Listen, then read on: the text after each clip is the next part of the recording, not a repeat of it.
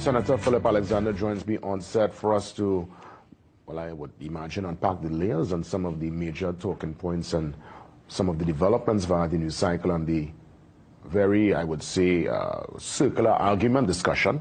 At this point, still very much a hot talking point is our Independence Day parade cancellation. So I want to start there, and then we work it down to the HDC board, we work it down to some of the work that's happening with the ministry and, well, the death threats to some of his colleagues. I mean, there is lots to unpack this morning. Let me again thank you for the time and for being here in person.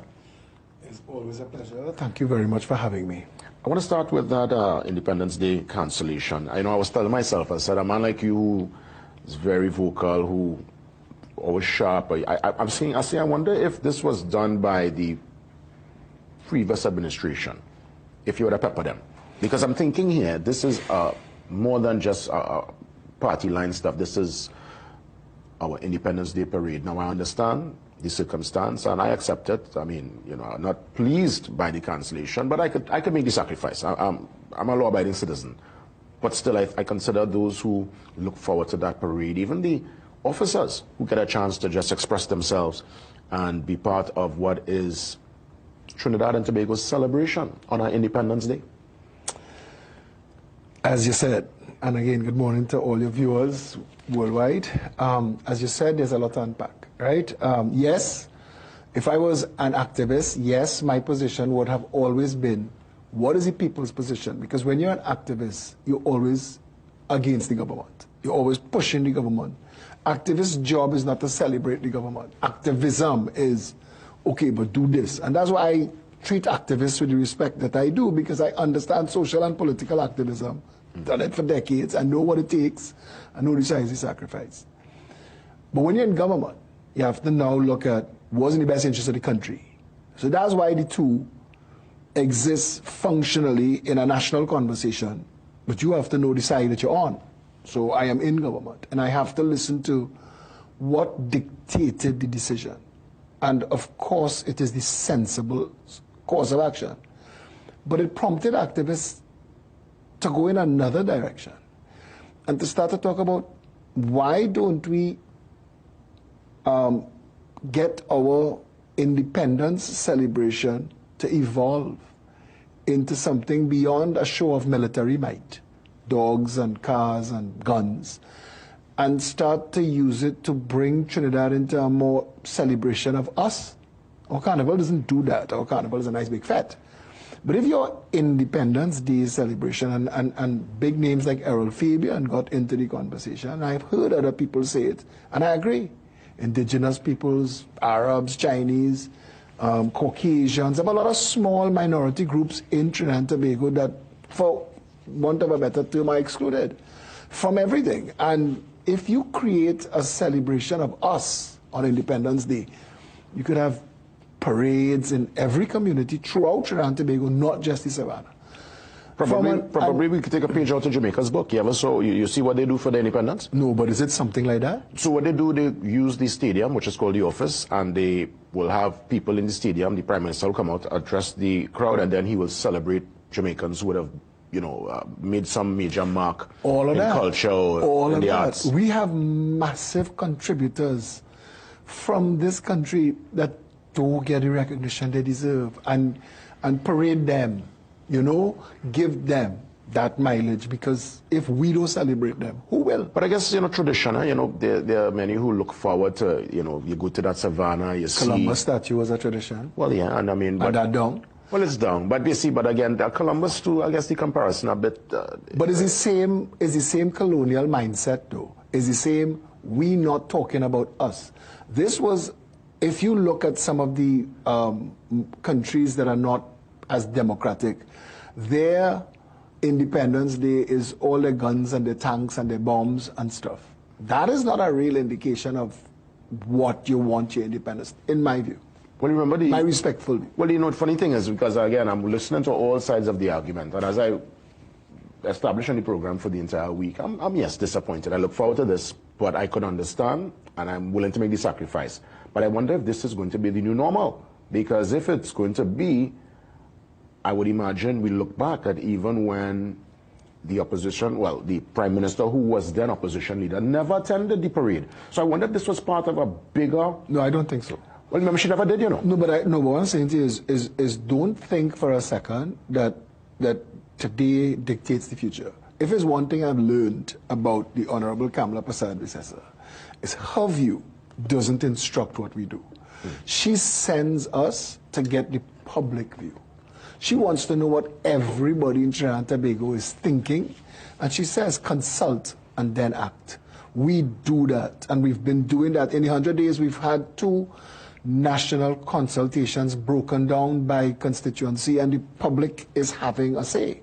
So it's not like she's going to say, I don't like parades, and I don't know that she don't like parades. But I'm saying to you that don't think for a second that her opinion or her position will influence or instruct what we do. Your recommendation, I think, is a very valuable one where we could But as my opinion, I'm happy to understand the perspective of the men and women in the armed forces who like to polish and shine and show, because they make a lot of sacrifice and effort too. So maybe inside of there, maybe there's a way to get all of it. Yeah, because I'm thinking the parade could happen in the morning. I mean, obviously it's not going to happen this year. And they could get a chance to gallery themselves and the children line Trackwick Road and that normal energy. But in the nighttime, and Joshua Alexander was on with me this week, and that is something that he brought awareness to me on the program concerning the fireworks. You could get rid of the fireworks as far as I'm concerned. Yeah, me too. I agree with that. They have drone technology. They have certain things we could do. This fireworks, to me, has run its course, right? The night, I want you to look at the Jamaica model. When I get a chance, look at what Jamaica, what they do for their independence. You've piqued my curiosity. That's right. So I want to see what they do. But you're right. And in Trinidad and Tobago, animal rights activism is huge. I think of all the activists, the most vocal and the strongest activists in this country are animal rights activists. They have people who take their own money, their own time, and feed dogs and cats, strays in their communities. I see people post on Facebook, you know, I've found this dog by this river and I've been going there for the past 3 months every night to feed them. We have to listen to all activists, and the animal rights activists are saying, and they're giving us the information. Forget everything else, the fireworks are destructive to animals, and we have to decide if we want to be cruel to animals nationally. You know, you mentioned something earlier. You see, that's the drone show they're showing. That to me is where we need to go. And we could do that by the stadium in Cala. That's drones? Yeah, that's drones.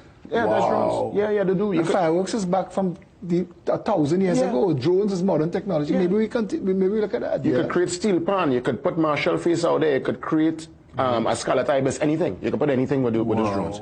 You know, you said the Prime Minister is one to listen to the feedback of the public via her ministers. So I was in the market the other day, and for some reason your name came up, and it was to do with the chairs and the regular, trying to put a little order to what's happening there in Maracas. And I remember somebody, I was listening now, they said, but how Phillip ended up there? He's not HEC line minister, because I think that is more under the purview of UDICOT.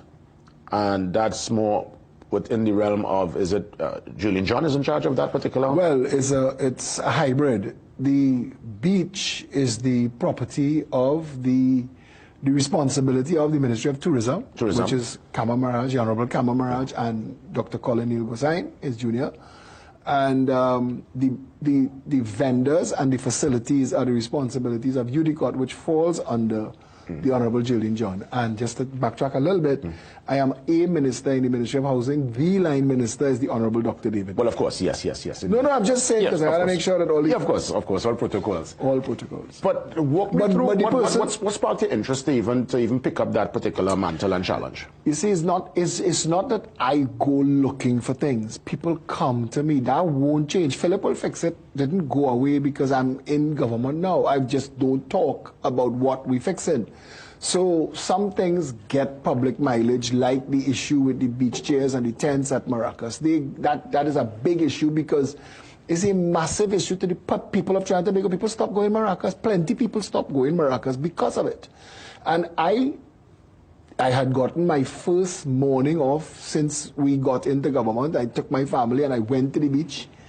And they just came at me. Everybody, the vendors, the people who using the beach. You seeing this had a fix. You had to do something about this. You can't go quiet. So I did a little video and I said, this is how the PNM left the people.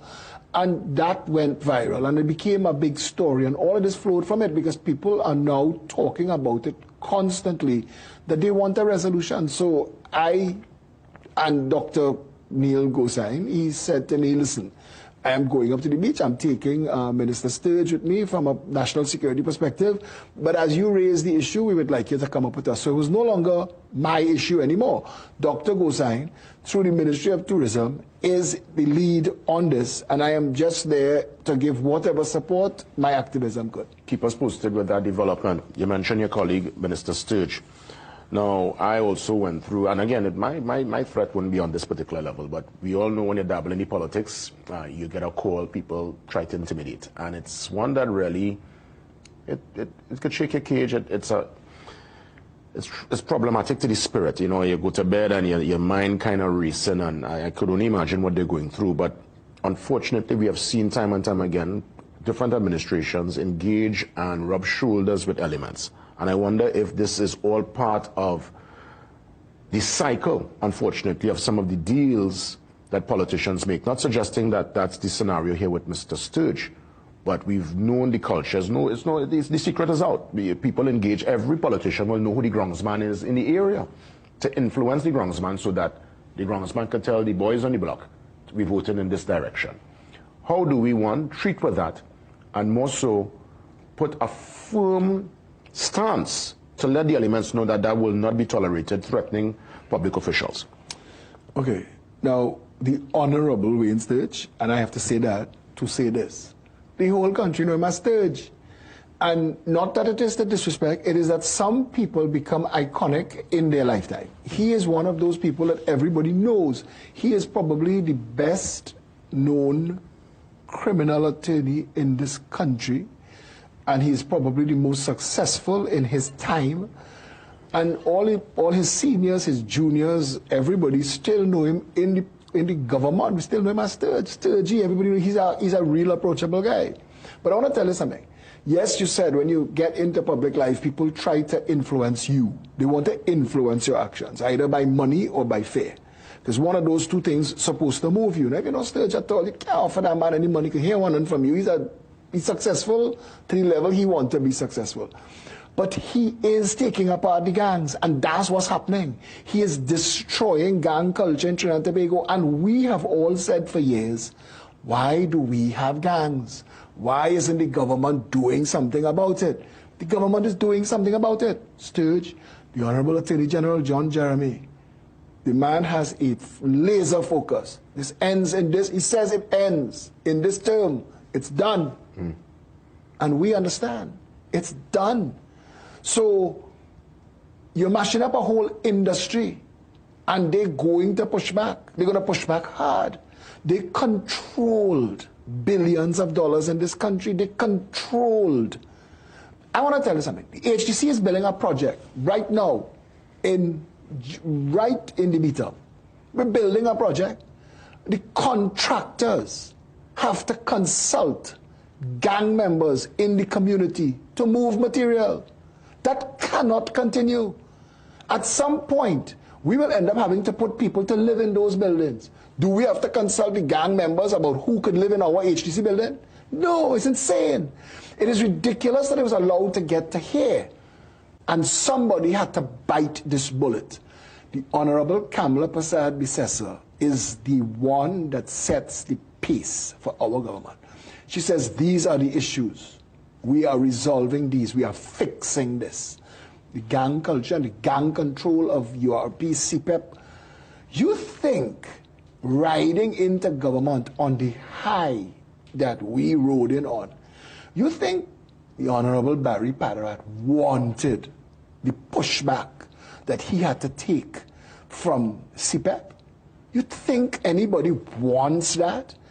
But it is not an easy thing to fix. You can't massage it. This is a problem. And we had to deal with that problem. Okay, listen. There's corruption at the top. There's gang culture at the bottom. We've lost control of CPEP. We have to stop it, undo it, and fix it. We found, and you're seeing, the courts have said this government, the former government, misbehaved in this thing. And you have to pay attention to that. You talk about gangs influencing.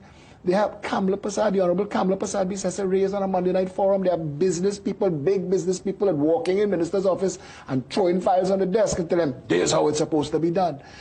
It's like people have gotten accustomed to a culture of you in charge, not the government only there in face only, but this government is not that. I said on the campaign trail, it was not a joke. She has assembled an army. She has the strongest people. When you look at the Honorable Roger Alexander as the Minister of National Security, you say what you want about him. When he touched down in a community, he shakes the ground, figuratively, literally. And they know, everybody in any wrongdoing in this society knows that the combination of Devish Maharaj, Wayne Sturge, Roger Alexander, and John Jeremy is the end of gang culture in this country. It's going to happen. So we are going to have to face a lot of this pushback while we get into the resolution that all of Trinidad and Tobago wants. All of Trinidad and Tobago do not want to get extorted and strong-armed on the beach. If I go to the beach and I would like to rent a chair and a tent, I should see a sign, chairs and tent rentals. I could go there and pay them my money and they come and set me up. Don't tell me that you control the whole beach and I either use your tent and beach, your chair, or I leave the beach. Because that's what it came down to.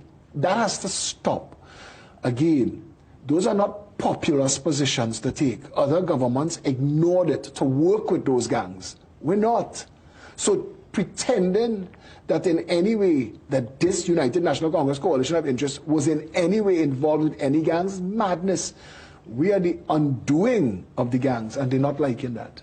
Well, we'll see a shifting of the needle based on the mandate you just put out there, so we'll keep our eyes on all developments. Before we wrap things up, the HDC board, but new I HDC board. Something in, please, because I thought I was going to talk about this, because on the 30th, for the constituents of Port of Spain North, St. Anne's West, we're having a school book drive, which is to help, because the Prime Minister has sent us all out to all our communities to help people. This is a difficult time of the year. She said, lighten the load. So we have to go out and lighten the load for parents who have difficulty at this time, the at-risk communities, the people living in poverty in this country. We're trying to solve it in the short term, resolve issues that we know are big issues. A school book drive, we're having it. We are going to announce the venue. We're wrapping up the venue now, but we know it's on the 30th. We already have all of our infrastructure in place. We're going to bouncy castles, face painting, the works. We're giving them a nice family day, hampers, and school bags with stationery and all the stuff that they need outside of the textbooks. And so I want them to follow me, my Phillip Edward Alexander page. They'll get more information there, and we'll be launching that into the public space. And that's the Saturday? Yes. Saturday 30th. So we're going to give them a nice day. Hopefully we've reached out to the Honorable Prime Minister to see if in her schedule she can drop by, and because that would make it a real event. So we try. But that's happening on the 30th. School book drive, Port of Spain North, St. Anne's West. Keep us in the loop. In the minute that remains, really fast, the HEC board, the new board, I guess with them being... Under the chairmanship of the esteemed Feroz Khan, we're ready. Right. So the wheels will be turning on projects now. They gave us a fantastic board. We met with them. I mean, we weren't involved in the appointment of the directors, so we were nervous as to what board we get in, because your board and your PS kind of influences how you're able to... We got a fantastic board. These are action-oriented people, and we look forward to working with them to achieving the mandate set by the Honorable Prime Minister. We have to deliver 20,000 houses in this term, and we're ready to go. Yeah. Any closing remarks, Senator Alexander? Thanks a lot for having me. To all the people in Port of Spain North, St. Anne's West, I want to remind them that I am their shadow MP. I may not be the elected MP, but I am, for all intents and purposes, there to take care of them, to help them solve their problems. We're going to be launching an office soon for Port of Spain North, St. Anne's West, and we'll be having a weekly constituent meeting to bring their problems, so that anything that I can fix or get my colleagues to fix, we will fix it. Senator Alexander. Thank you, my friend. All the best.